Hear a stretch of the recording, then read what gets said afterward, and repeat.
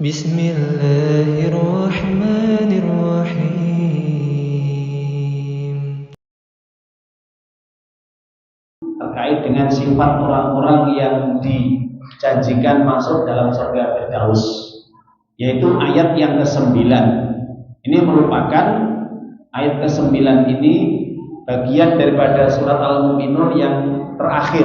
Jadi sifat-sifat yang terakhir terkait dengan penghuni surga Firdaus di dalam surat Al-Mu'minun surat 23. Meskipun nanti akan kita buka di dalam surat yang lain terkait dengan sifat-sifat orang mukmin yang dimasukkan ke dalam surga Firdaus, nanti ada surat yang lain. Kalau ini sudah selesai, kita nanti buka di dalam surat yang lain, yaitu di dalam surat Al-Kahfi ayat yang terakhir.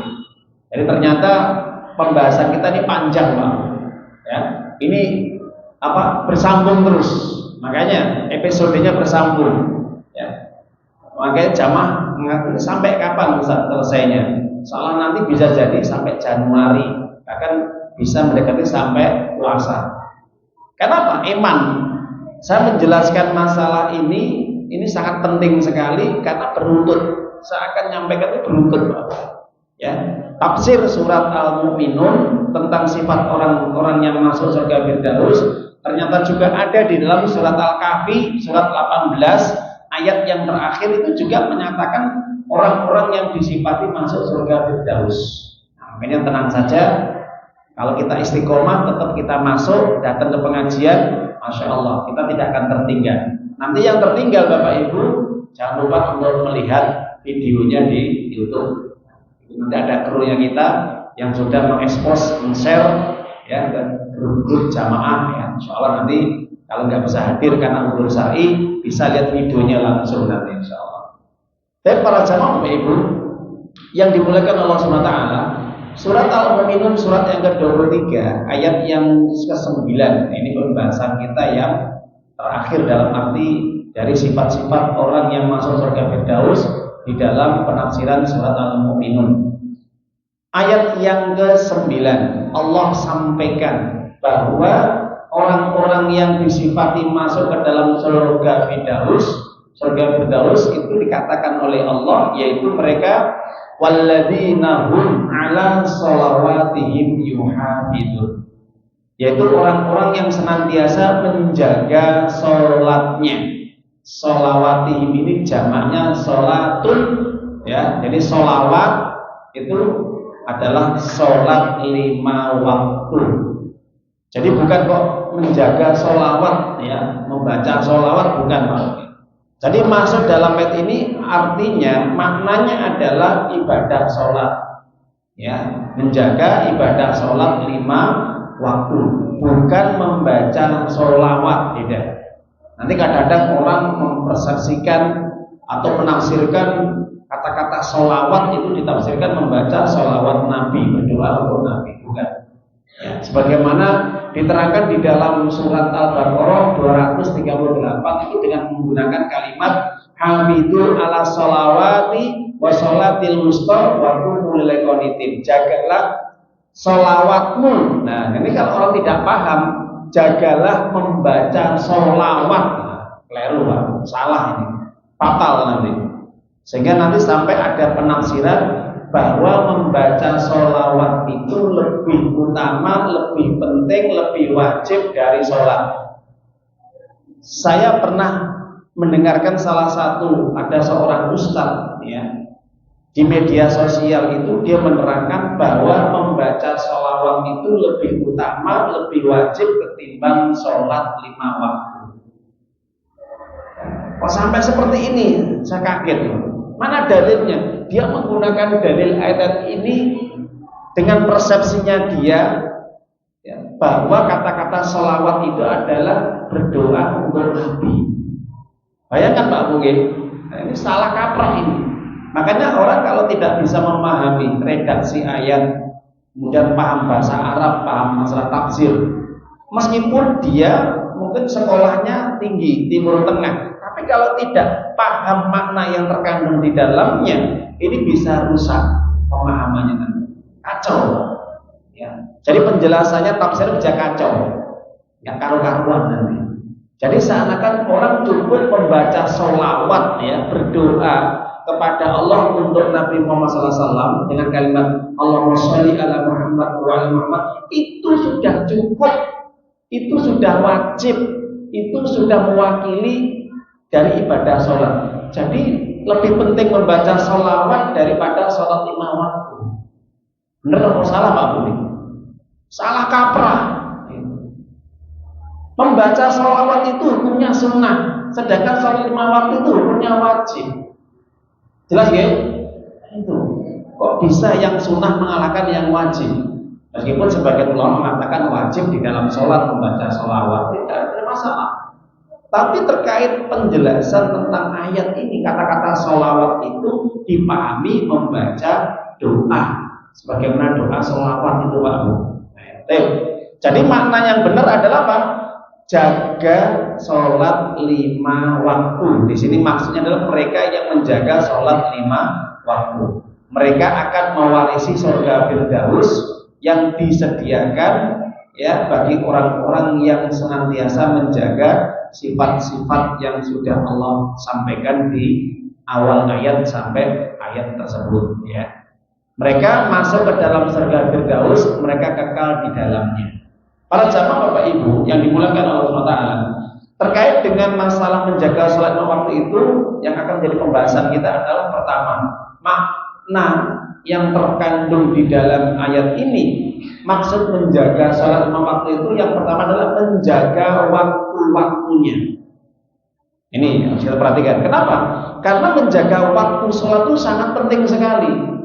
Banyak orang yang sholat tapi tidak perhatian terhadap waktunya, sehingga akhirnya mereka itu menganggap, ya, remeh waktu yang digunakan untuk sholat, mengundur-undur waktu, mengakhir-akhirkan waktu, sehingga masih sibuk dengan urusan dunia, pekerjaan, bisnis, sampai kemudian sholat ini keteteran. Nah itu. Makanya kan Allah sebutkan di dalam surat Al-Maun, wailul lil musallin, celaka bagi orang yang sholat.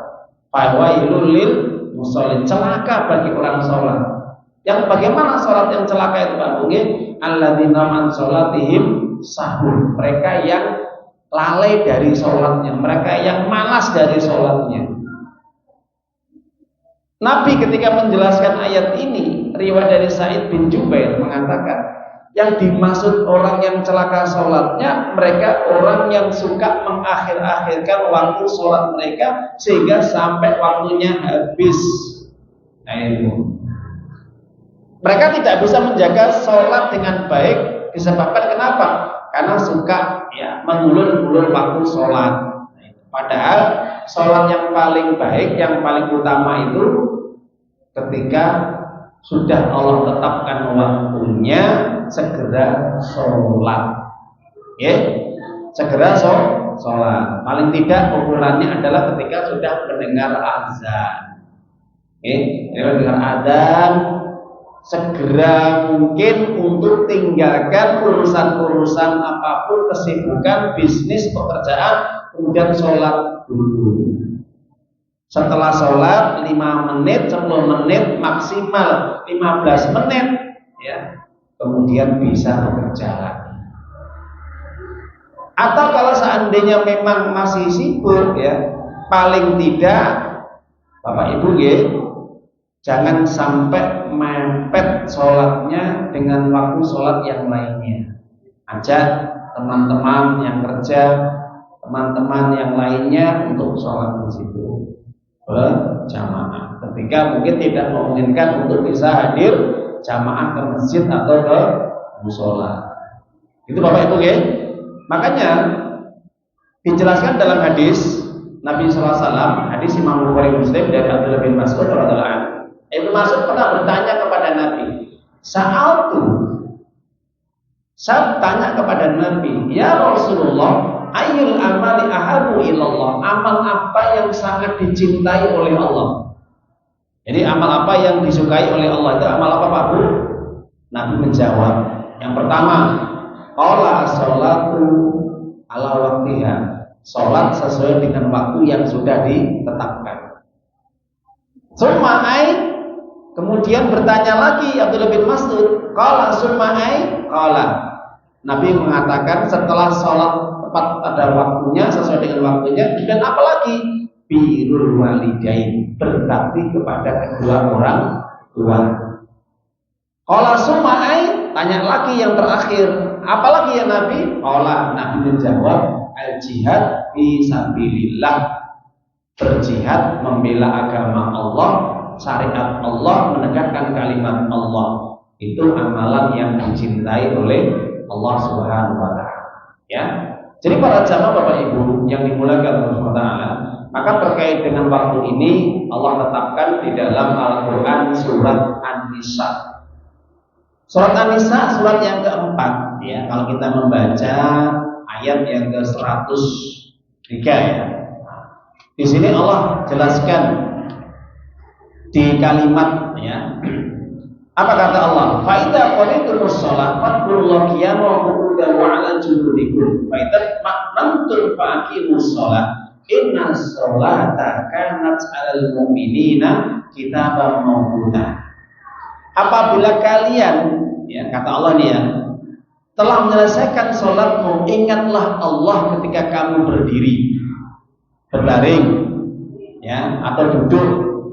Apabila kamu merasa aman, ya, selesai sholat, ya, merasa aman, maka laksanakanlah sholat itu seperti biasanya, ya, dalam kondisi-kondisi genting, darurat, dalam perjalanan safar, ketika perang, maka Allah memberikan solusi sholat itu dengan cara-cara yang berbeda. Boleh berdiri, boleh duduk, boleh berbaring, atau ketika sakit. Bahkan di dalam hadis itu orang boleh sholat itu dalam kondisi berlari, kalau memang dalam kondisi yang sudah genting sekali perang. Sampai seperti itu, Pak. Jelas ya?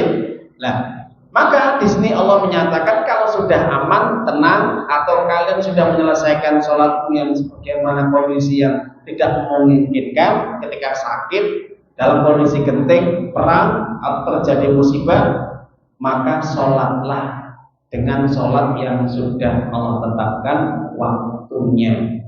Karena sholat sesuai dengan waktunya itu merupakan kewajiban bagi orang mukmin. Jadi kalau orang mukmin itu, Pak Buge, itu menjaga sholatnya dengan tertib, dengan baik, sesuai dengan waktu yang Allah tetapkan.